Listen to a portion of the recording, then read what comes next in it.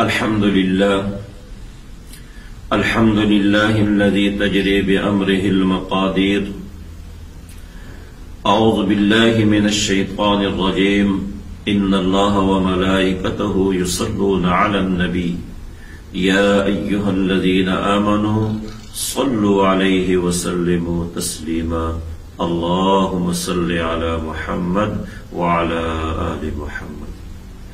میرے نہایت واجب القدر معزز سامعین ناظرین، السلام علیکم ورحمۃ اللہ وبرکاتہ. میں ہوں آپ کا بھائی حافظ محمد اقبال. عمال فرمائے آج جمعے کی رات ہے. حضور آقا صلی اللہ علیہ وسلم نے فرمایا کہ روشن دن اور روشن رات میں مجھ پر کثرت سے درود شریف بھیجا کرو. روشن دن میں، روشن رات میں. روشن رات سے مراد جمعے کی رات ہے اور روشن دن سے مراد جمعے کا دن ہے. درود شریف پڑھنا کوئی عام عبادت نہیں ہے. اللہ رب العزت نے بندوں پر عبادات فرض کی. روزہ فرض ہے، زکوٰۃ فرض ہے، حج فرض ہے. کسی فریضے کے بارے میں یہ نہیں فرمایا کہ میں بھی یہ کام کرتا ہوں تم بھی کرو، میں بھی نماز پڑھتا ہوں تم بھی نماز پڑھو، میں بھی روزہ رکھتا ہوں تم بھی روزہ رکھو، بلکہ صرف درود شریف کے بارے میں فرمایا ان اللہ وملائکتہ یصلون علی النبی. میں اور میرے فرشتے آقا صلی اللہ علیہ وسلم پر درود بھیجتے ہیں. یا ایھا الذین آمنوا صلوا علیہ وسلموا تسلیما. اے ایمان والو، تم بھی محبوب صلی اللہ علیہ وسلم پر درود و سلام بھیجا کرو. درود و سلام پڑھنے کے بڑے فوائد ہیں. جب کوئی بندہ دنیا کی کسی کونے میں درود پڑھتا ہے، سلام پڑھتا ہے، فرشتے اس درود اور سلام کو اس دربار میں پہنچاتے ہیں. اس دربار میں پہنچاتے ہیں. صرف پہنچاتے نہیں ہیں بلکہ اس بندے کا نام لیا جاتا ہے، اس کے والد کا نام لیا جاتا ہے کہ فلاں ابن فلاں نے یہ تحفہ بھیجا ہے آقا صلی اللہ علیہ وسلم کے لیے. کتنی خوش نصیبی کی بات ہے کہ اس دربار میں کسی کا نام لیا جائے، کسی کے والد کا نام لیا جائے. دنیا میں کسی دربار کے اندر کسی بادشاہ کے سامنے اگر کسی کا تذکرہ خیر ہو، کسی پیر کے سامنے کسی کا تذکرہ خیر ہو، کسی دربار میں کسی کا تذکرہ ہو جائے تو وہ خوش ہوتا ہے کہ فلاں بڑے دربار میں میرا تذکرہ ہوا ہے، میرا نام لیا گیا ہے. تو کتنا خوش نصیب ہے وہ آدمی کہ جس کا تذکرہ اس دربار میں ہو. جو امام الانبیاء ہے اس دربار میں ہو جس کو اللہ رب العزت نے اس روئے زمین پر سب سے زیادہ عزتوں سے نوازا ہے، سرفرازی سے نوازا ہے، سرداری سے نوازا ہے. اس دربار میں کسی کا نام لیا جائے، کسی کا تذکرہ ہو، وہ کتنا خوش نصیب ہوگا. اور درود شریف کی برکت سے اللہ رب العزت سارے غموں کو دور فرما لیتے ہیں. کسی پر مصیبت آ جائے، کسی دربار میں جانے کی ضرورت نہیں. آپ کی حاجت ہے، کسی دربار میں جانے کی ضرورت نہیں، عامل کے پاس جانے کی ضرورت نہیں ہے. مصیبت ہے، پریشانی ہے، کسی نجومی کے پاس جانے کی ضرورت نہیں، اور نہ ہی کسی دربار میں. آپ درود اور سلام کا تحفہ اس دربار پہ بھیجیں. اس دربار پہ جب آپ کا نام لیا جائے گا، آپ کے والد کا نام لیا جائے گا، پھر کسی اور دربار پر جانے کی ضرورت نہیں پڑے گی، کسی نجومی کے پاس جانے کی ضرورت نہیں پڑے گی، اور کسی عامل کے پاس جانے کی ضرورت نہیں پڑے گی. آقا صلی اللہ علیہ وسلم کے پاس ایک صحابی آئے، عرض کی اللہ کے رسول میں اپنے معمولات بنانا چاہتا ہوں عبادت کے لیے. فرائض کے علاوہ جو میرے وظائف ہے اس کے لیے میں کوئی ٹائم متعین کرنا چاہتا ہوں، وقت متعین کرنا چاہتا ہوں. تو ان اوقات میں درود شریف کو کتنا وقت دے دوں؟ فرمایا کہ 1/3 دے دوں. آقا صلی اللہ علیہ وسلم فرمایا اگر زیادہ کرو تو اور بہتر ہوگا. اس نے کہا نصف وقت دے دوں. آپ نے فرمایا اس سے بھی زیادہ کر لو تو بہتر ہوگا. اس نے کہا کہ 3/3، اور پھر فرمایا کہ میں پورا وقت درود شریف کو دے دوں.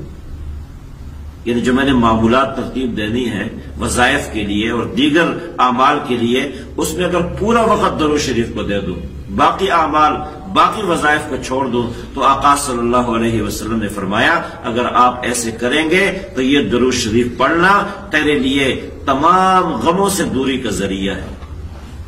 تمام غموں سے اور فکروں سے آزادی کا ذریعہ ہے۔ تو اس لیے اگر کوئی غم ہے، کوئی فکر ہے، کوئی تکلیف ہے، کوئی مشقت ہے، تو آپ اس دربار پہ درود اور سلام کا تحفہ بھیجیں۔ اس دربار پہ جب درود و سلام کا تحفہ جائے گا، سارے غم ختم ہو جائیں گے۔ اگر آپ کے کام ہے، راستے بند ہیں، دروازے بند ہیں، آپ درود شریف کو اپنا معمول بنا لیں، راستے کشادہ ہو جائیں گے، بند دروازے آپ کے لیے کھل جائیں گے۔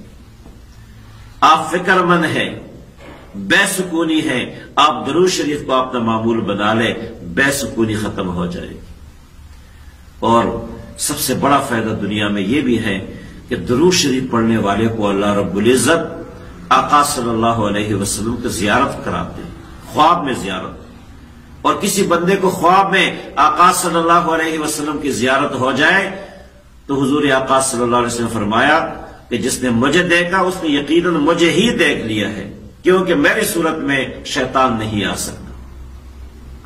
اور اس سے بڑھ کر یہ ہے، میں نے ایسے لوگوں کو دیکھا جو فقیر ہیں ہماری طرح، کچھ بھی ان کے پاس نہیں ہے دنیا میں، اس کے باوجود بھی وہ بار بار آقا کے دربار پہ حاضری دیتے ہیں، بار بار اللہ رب العزت ان کو اپنے گھر بلاتے ہیں، اپنے حبیب صلی اللہ علیہ وسلم کے مزار پہ بلاتے ہیں۔ میں نے ایک سے پوچھا آپ کے پاس ہے؟ کچھ بھی نہیں ہے، ہر سال میں کئی بار آ جاتے ہیں۔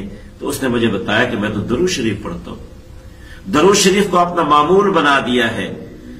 جب سے میں نے درود شریف کو معمول بنایا ہے، میری دنیا کی ساری فکریں ختم ہو گئی ہیں، غم ختم ہو گئے، اور بار بار اللہ رب العزت مجھے آقا صلی اللہ علیہ وسلم کی دربار اور مزار کی زیارت نصیب فرماتے ہیں۔ یہ تو دنیا کے فوائد ہیں۔ مرنے کے بعد آقا صلی اللہ علیہ وسلم کی شفاعت نصیب ہوگی، تو درود شریف کو اپنا معمول بنا لو۔ آج جمعے کی رات ہے، جمعے کی رات کثرت سے درود شریف کو معمول بناؤ، ویسے تو پوری زندگی کا معمول بنائے۔ روزانہ ایک وقت ایسے متعین کر لے کہ جس میں انسان پہلے توبہ استغفار کر لے، اپنے کانوں کو بھی گناہوں سے پاک کر لے، زبان سے بھی پاک کر لے، ظاہر کو بھی پاک کر لے، باطن کو بھی پاک کر لے، خوشبو لگا لے، باوضو ہو کر قبلہ رخ ہو کر درود شریف کو اپنا معمول بنا لے۔ 10 بار پڑھے اہتمام کے ساتھ، 20 بار پڑھے، 500 بار پڑھے۔ اگر آپ صلی اللہ علیہ وسلم پڑھتے ہیں، صلی اللہ علیہ وسلم، یہ مکمل درود بھی ہے اور سلام بھی ہے۔ اس جملے میں صلی اللہ علیہ وآلہ وسلم میں مکمل درود بھی ہے اور سلام بھی ہے۔ تو صلی اللہ علیہ وآلہ وسلم آدھے گھنٹے میں، 25 منٹ میں، 15 منٹ میں انسان 500 مرتبہ پڑھ سکتا ہے، اور ایک مرتبہ درود اور سلام پڑھنے پر کم سے کم 40 فوائد ہے، کم سے کم 40 فوائد درود پر اور 40 فوائد سلام پر۔ یہ 80 فوائد ہو گئے صلی اللہ علیہ وآلہ وسلم پڑھنے میں۔ 10 نیکیاں لکھی جاتی ہیں، 10 رحمتوں کا نزول ہوتا ہے، 10 گناہ معاف ہوتے ہیں، اور 10 درجات کی بلندی ہوتی ہے۔ تو 40 فوائد درود پر اور 40 سلام پر، اور یہ کم سے کم ہے، یہ کم سے کم ہے۔ اللہ رب العزت کسی پر رحمت کا نزول فرمائے، ایک رحمت پوری کائنات کے لیے کافی ہے، اور ایک مرتبہ درود اور سلام پڑھنے پر اللہ رب العزت 10 رحمتوں کا نزول فرماتے ہیں۔ کتنی بڑی سعادت کی بات ہے۔ تو اپنے معمول میں، روزمرہ کے معمول میں درود شریف کو شامل کریں، انشاءاللہ العزیز بڑا فائدہ ہوگا۔ اسی طرح روزمرہ کے معمولات جو آپ کے ہفتہ وار معمولات ہیں، اس میں پیر کے دن روزے کو بھی شامل کر لیں، پیر کے دن روزے کو بھی شامل کر لیں، جمعرات کے دن روزے کو بھی شامل کر لیں۔ حضور آقا صلی اللہ علیہ وسلم کا یہ معمول تھا، یہ سنت ہے، اور آپ نے فرمایا کہ جمعرات کے دن اور پیر کے دن اعمال پیش ہوتے ہیں، اور میں یہ چاہتا ہوں کہ میرے اعمال اس حال میں پیش ہوں کہ میں روزے سے ہوں، کیونکہ روزے کی حالت اللہ رب العزت کو بہت زیادہ پسند ہے۔ تو جمعے کی رات اور جمعے کی دن کے معمولات میں ایک تو درود شریف ہے، اور دوسرا معمول سورۃ الکاف ہے۔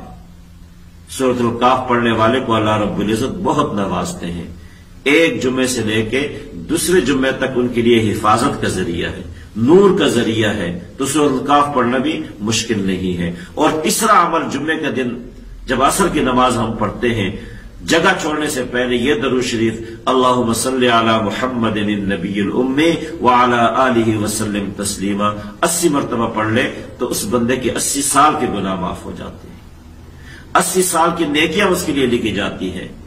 تو یہ بھی مختصر ترین عمل ہے، جمعے کے دن جب عصر کی نماز پڑھ لے جگہ چھوڑنے سے پہلے یہ درود شریف اللہم صلی علی محمد النبی الأمی وعلی آلہ وسلم تسلیما۔ تو یہ ہم اپنے معمولات میں شامل کر لیں، یہ جمعے کے دن کے معمولات ہیں، ہفتہ وار معمولات بھی بنا لیں، روزمرہ کے معمولات بھی بنا لیں۔ انشاءاللہ العزیز جتنے ہم اللہ کے قریب ہوں گے ذکر کے ذریعے، اللہ کے قریب ہوں گے سجدوں کے ذریعے، اللہ کے قریب ہوں گے درود شریف کے ذریعے، تو اللہ رب العزت ہمارے اور بھی قریب ہو جائیں گے۔